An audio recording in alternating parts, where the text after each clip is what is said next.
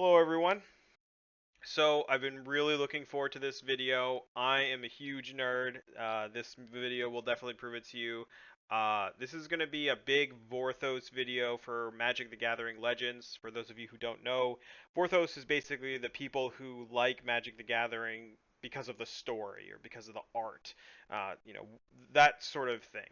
So this video is going to be about two things. The first thing is going to be about my prediction or my theory on when Magic Legends takes place in the sort of timeline of Magic the Gathering, and the second thing is we're going to talk about what my prediction is for the next set or the next zone in Magic Legends, just because they're so closely tied together. So I got all the Magic set symbols here up on the board. There's only one way to do this, and it's definitely in Paint. We got our brushes ready. We got all of our things good to go. So let's talk about it. This set symbol is courtesy of Mythic Spoiler. Definitely check them out if you want to look at the upcoming sets and stuff like that. Great website. I hopefully they're okay with me using it. So as I was kind of going through the game, I was looking for clues. I was I wrote them down, got them here on my legal pad. So the first clue that I ran into really was Nissa.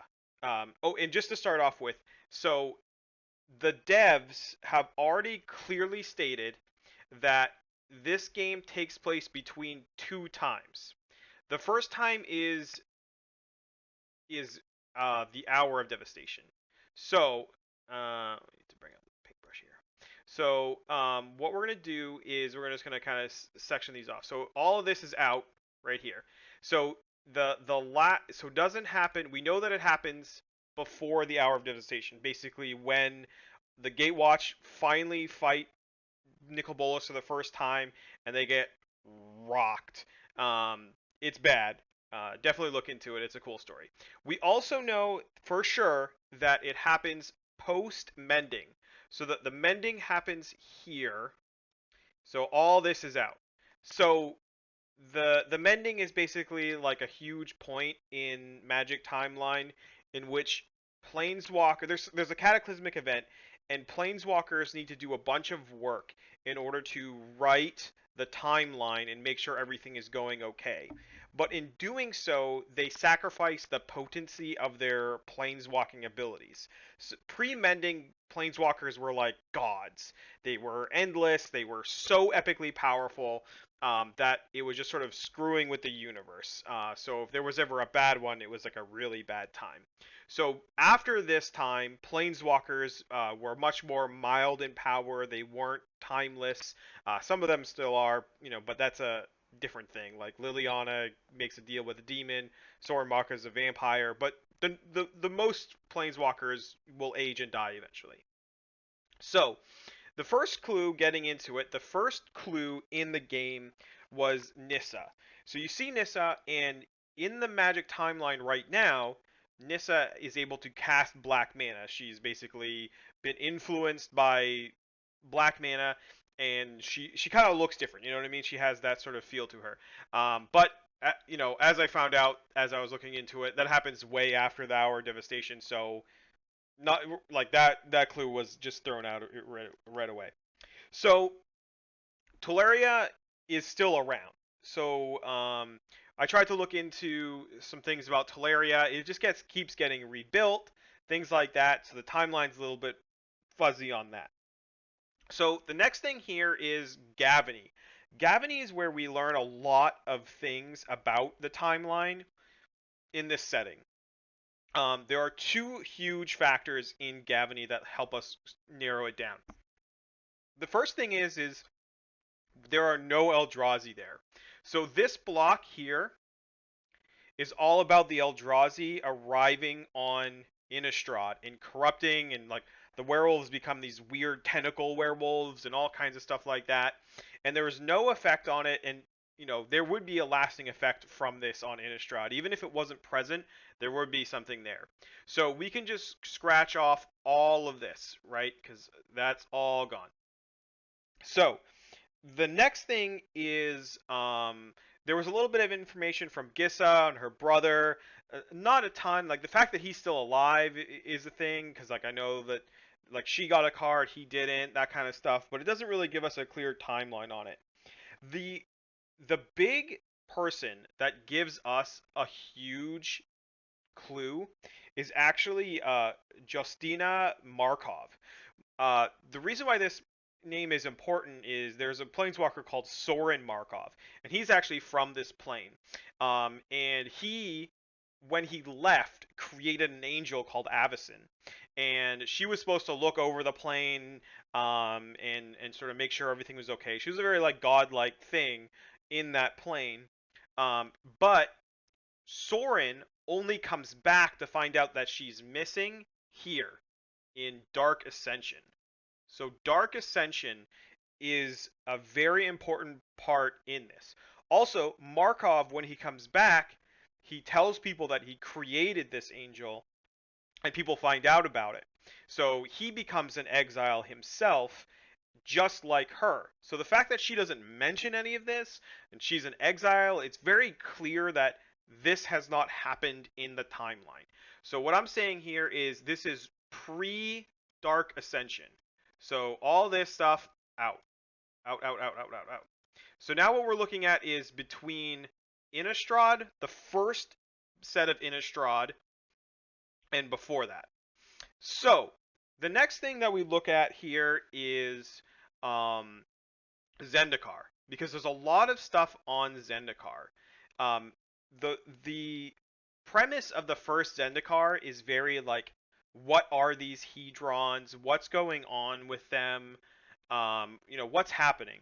And through the Zendikar block, they sort of find out what is going on with them, and they eventually use them to sort of exile the Eldrazi, or sort of kick the can down the road on that problem. But the big key clue into Zeem is the whole thing around the Royal. Now, the Royal, what people thought was this was a great place of mana, and it was like this sort of Everstorm and things like that. But what they found out through this block was that it was actually the world's defense mechanism trying to eject the Eldrazi, trying to protect itself, trying to get rid of them, like antibodies in a body, And so the fact that they're talking about getting the Royal back and that it's gone right now means that it would have to take place after after Rise of the Eldrazi, because once the Eldrazi go away, then there's no reason for the Royal to happen. So that means that we wouldn't be sort of talking about it, right? And the Eldrazi have been there for a very long time, very dormant. So the likelihood of it taking place before that is very low, or maybe it would have to be way, way before it. And Ral Zarek and these planeswalkers wouldn't be around because they probably wouldn't be born yet. So we're crossing off Zendikar, crossing off Alara, Lorwyn, all that stuff.